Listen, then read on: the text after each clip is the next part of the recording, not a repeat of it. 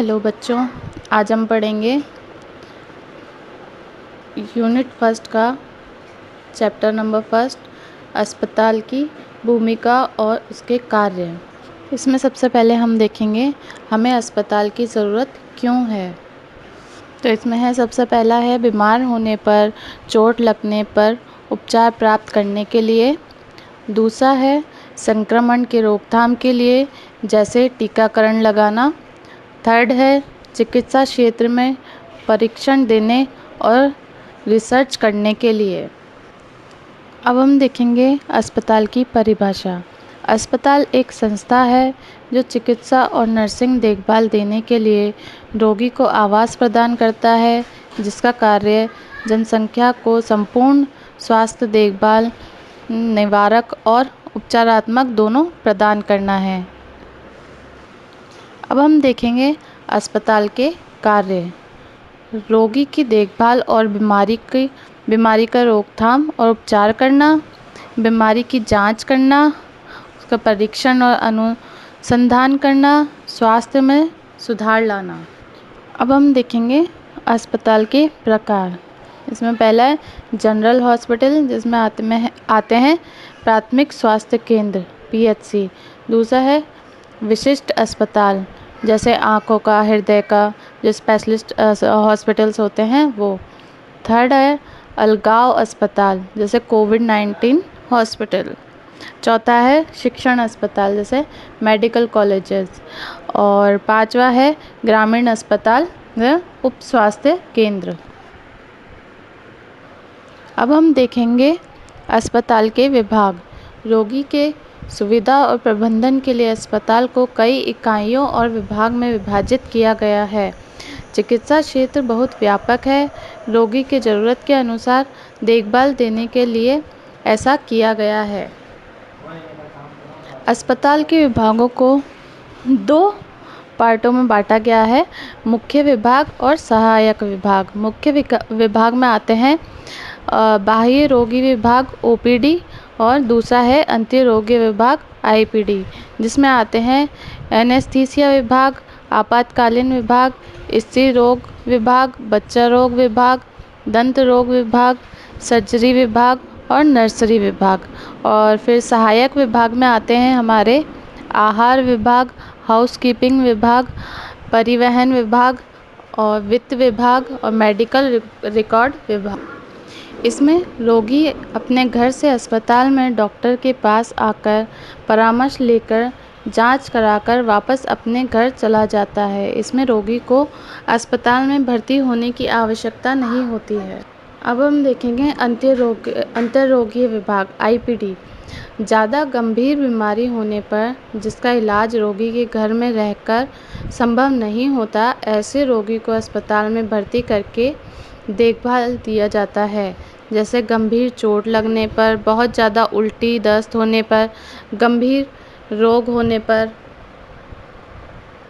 अब हम देखेंगे सर्जरी विभाग कि सर्जरी विभाग में क्या होता है।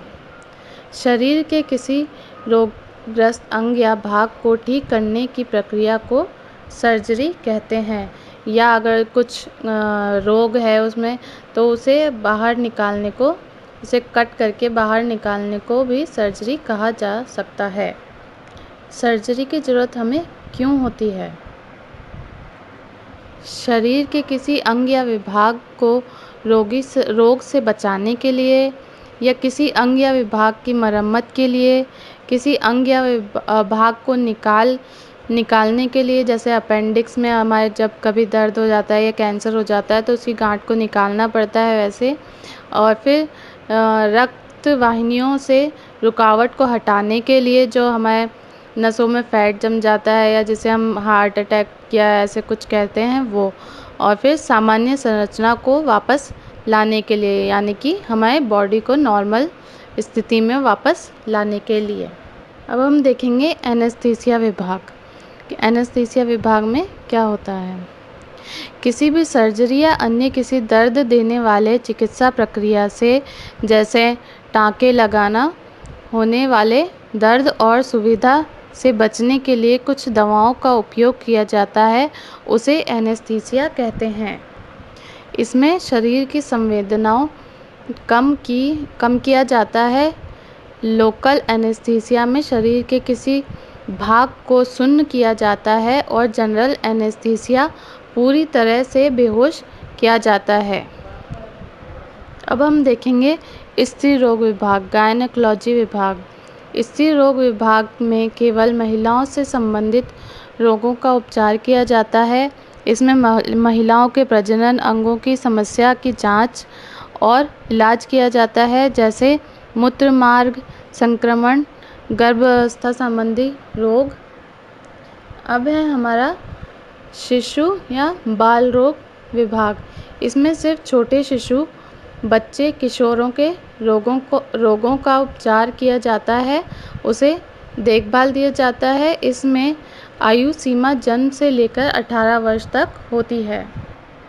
अब हम देखेंगे दंत विभाग। इसके अंतर्गत मुंह के भीतरी भाग और दांतों से संबंधित रोगों की जांच और उपचार किया जाता है। अब हम देखेंगे आपातकालीन विभाग या इमरजेंसी विभाग। किसी रोगी अचानक गंभीर बीमारी होने पर, दुर्घटना होने पर, चोट लगने पर अस्पताल आता है तो उसे तुरंत जल्दी से जल्दी मेडिकल और सर्जिकल देखभाल देते हैं, उसे आपातकालीन विभाग कहा जाता है। कुछ आपातकालीन स्थितियां जिसमें रोगी को अचानक या तुरंत अस्पताल लेके जाना पड़ता है, देर करने पर जान जाने का खतरा होता है, जैसे हार्ट अटैक, सांस लेने में तकलीफ होने पर, सड़क दुर्घटना होने पर, कार्डियक अरेस्ट होने पर। अब हम देखेंगे नर्सिंग विभाग। रोगी को देखभाल देना, स्वास्थ्य आकलन करना, ब्लड प्रेशर, पल्स रेट, महत्वपूर्ण संकेत या वाइटल साइंस की जांच करना, रोगी को दवा देना, मेडिकल और सर्जिकल प्रक्रियाओं में सहायता करना, रोगी की नैदानिक जांच करना, जानकारी प्राप्त करना, उसे दर्ज करना या रिकॉर्ड करना, ये सब नर्सिंग विभाग का कार्य रहता है। जैसे रोगी की देखभाल करना, दवा देना, वाइटल साइंस चेक करना, महत्वपूर्ण संकेतों की जांच करना, जांच की रिपोर्ट को प्राप्त करना। अब हम देखेंगे अस्पताल के सहायक विभाग, जिसमें आते हैं एक्सरे विभाग, परिवहन विभाग, फार्मेसी या दवाई विभाग, मेडिकल रिकॉर्ड विभाग, लॉन्ड्री विभाग, हाउसकीपिंग विभाग और वित्त विभाग। फर्स्ट हम देखेंगे एक्सरे विभाग। एक्सरे विभाग के अंतर्गत x-ray, CT scan, ultrasound scanning, अन्य उन्नत उपकरणों का उपयोग कर रोगी का निदान और उपचार में चिकित्सा कर्मचारियों को सहायता करता है। अब हम देखेंगे परिवहन विभाग। इस विभाग में अस्पताल के कर्मचारियों को परिवहन सेवाएं प्रदान करता है और अन्य अस्पताल और स्वास्थ्य केंद्रों के लिए रोगी को ले जाने और लाने का कार्य करता है, जैसे एम्बुलेंस सेवा। थर्ड है हमारी फार्मेसी या दवा विभाग। अस्पताल में आवश्यक दवाइयों की पूर्ति करता है, दवा की गुणवत्ता, उसके मानक की जांच करता है और रोगी को दवा देने का कार्य करता है। अब हम देखेंगे मेडिकल रिकॉर्ड विभाग। अस्पताल में जब रोगी आता है तो सबसे पहले उनका पंजीयन किया जाता है, यानी कि उनका रजिस्ट्रेशन किया जाता है। मेडिकल रिकॉर्ड में हमें जितनी जानकारी की आवश्यकता होती है उसे एकत्र करना। फिफ्थ है हमारा लॉन्ड्री विभाग। इसमें कपड़ों की धुलाई करना, फटे कपड़ों की सिलाई व मरम्मत करना, खराब कपड़ों को बदलना, ये सब लॉन्ड्री विभाग का कार्य होता है। जो हॉस्पिटल के जो बेडशीट, पिलो कवर्स और जो भी कपड़े होते हैं, ओटी गाउन्स होते हैं, उन सबको क्लीन रखना लॉन्ड्री विभाग का कार्य होता है।